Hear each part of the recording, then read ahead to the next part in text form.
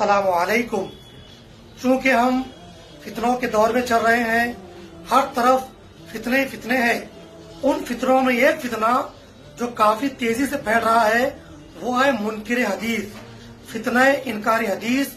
उससे बचने के लिए एक बेहतरीन किताब है जिसका नाम है फितना इनकारी हदीस माल अनवार हदीस।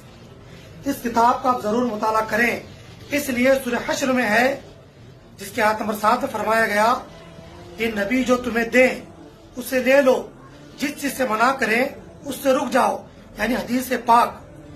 कोई भी शख्स कुरान को बिना हदीस के समझ ही नहीं सकता है।